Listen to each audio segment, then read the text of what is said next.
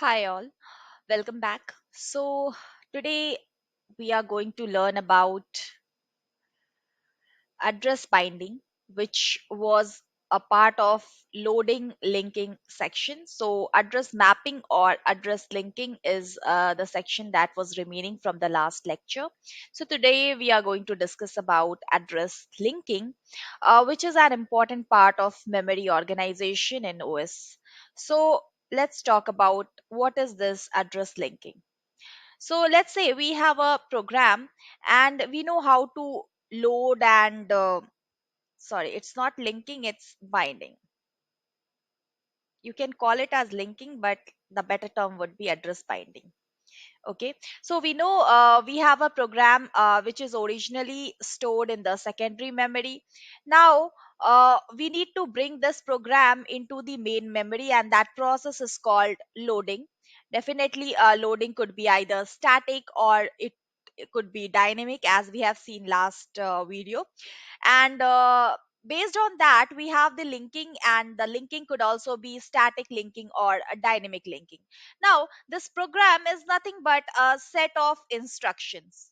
Okay, so let's say there are four instructions in this program: I1, I2, I3, and I4. Okay, now we are bringing this program into the main memory, so each instruction has to be assigned to a specific address in this main memory, because when the processor will call out the instruction, then definitely it will need to look into a specific address to fetch the instructions from the main memory.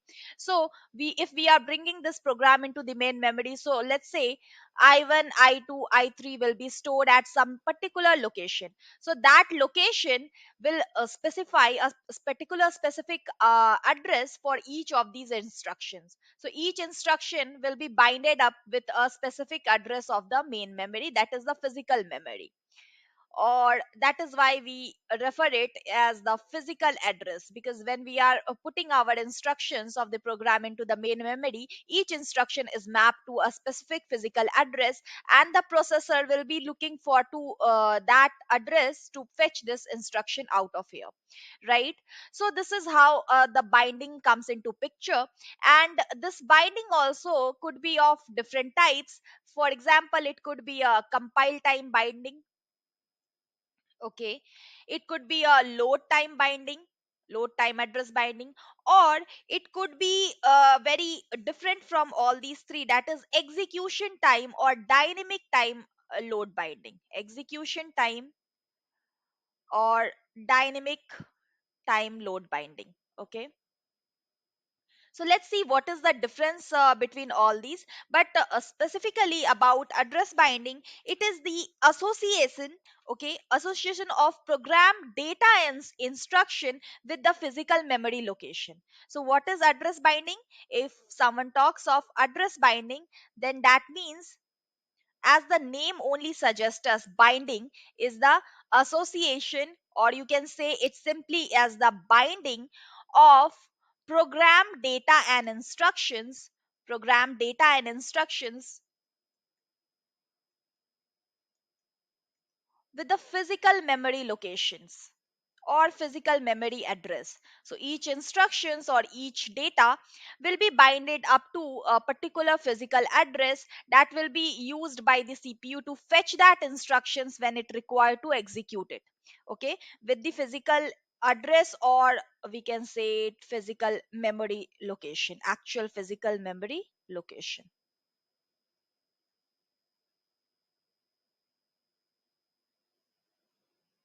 Memory locations. And this is called address binding, right? Now we have already seen that there are three kinds of address binding. Let's see what are the differences in between them. So this is compile time address binding.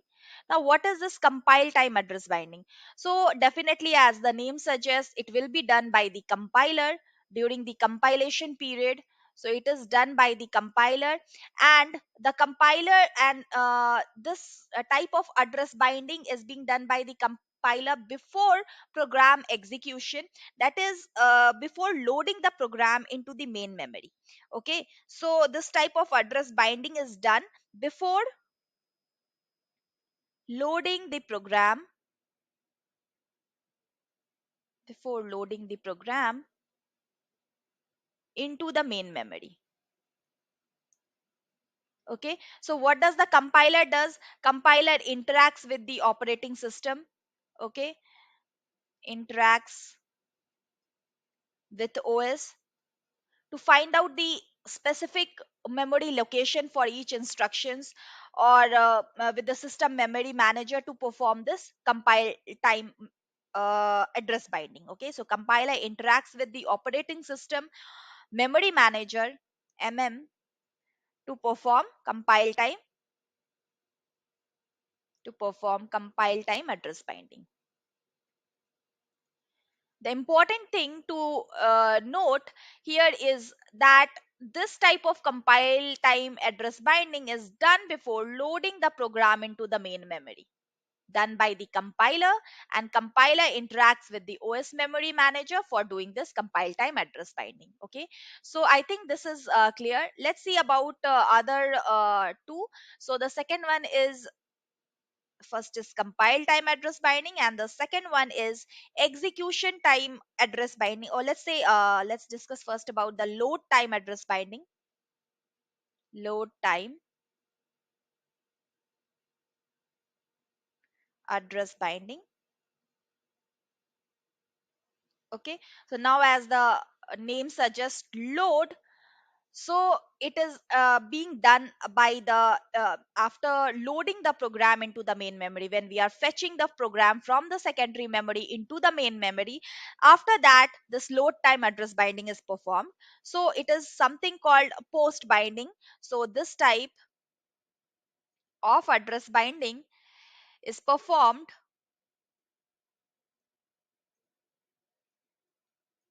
after loading the program into the main memory. After loading the program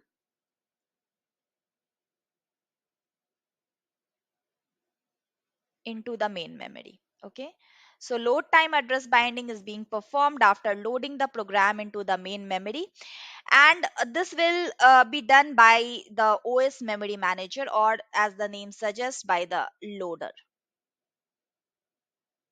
Okay, so this type, or we can say this type of address binding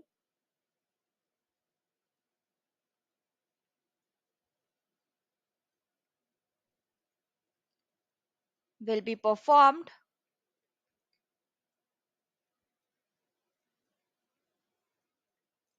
by the OS memory manager, OSMM, just short form, or you can say it is performed by the loader. Okay, so the difference between compile time and load time memory binding is, compile time memory binding is performed before loading the program into the main memory. That is the major difference.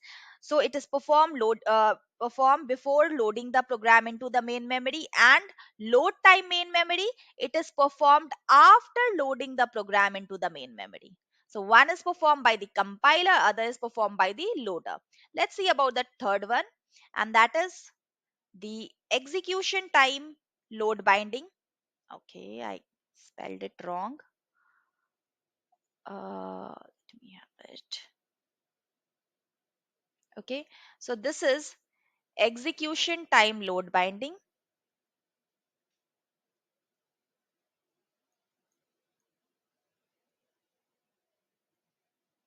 or dynamic load binding.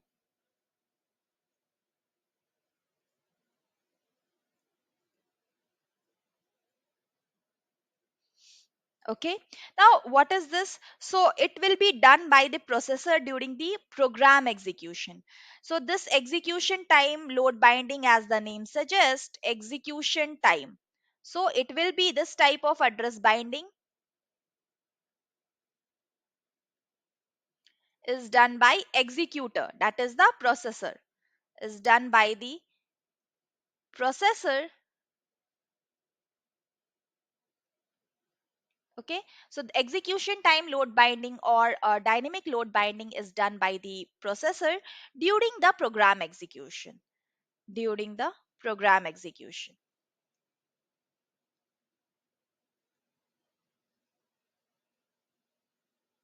This is the major difference. And this type of binding is postponed even after loading the program into the main memory. So one is performed before loading the program into the main memory, one is performed after loading the program into the main memory. And this type of address binding is performed or is postponed. Okay, postponed, postponed even after loading the program, even after loading the program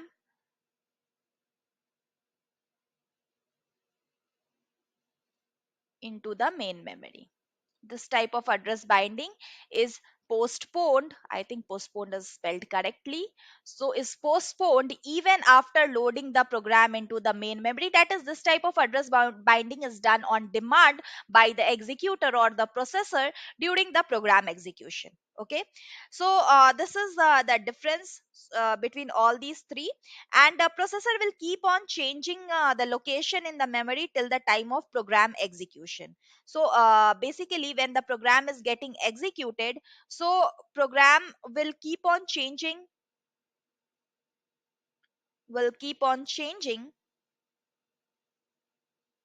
its address location. I mean the location in the memory will keep on changing the location in the memory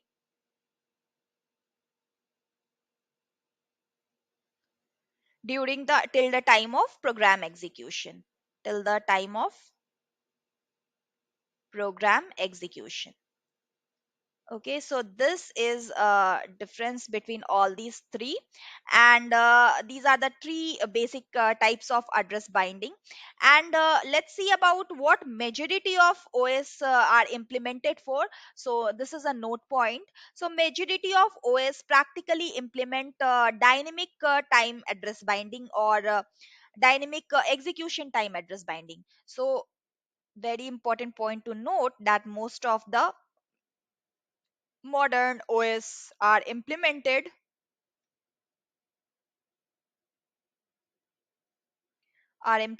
with first dynamic loading. Dynamic loading means loading the program on demand. Whenever it is required, then only load that program.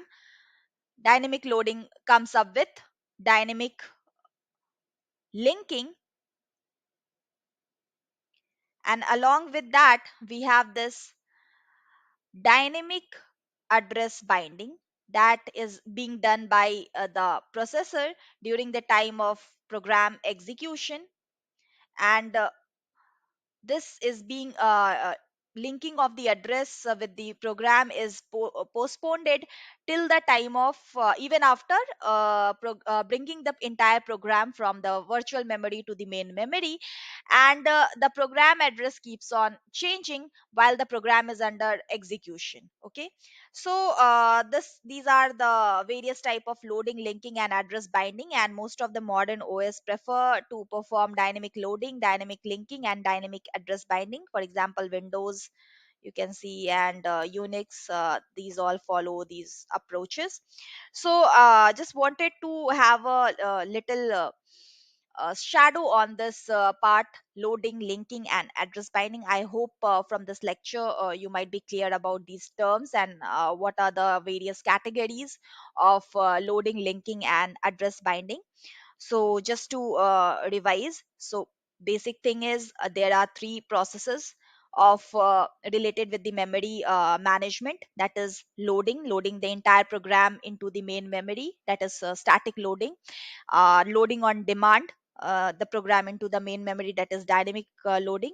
And both have its own advantages and disadvantages. And along with static loading comes the static linking, and along with static dynamic loading comes the dynamic linking. And linking is nothing but linking the various modules and various functions of the program together so as to continue program execution.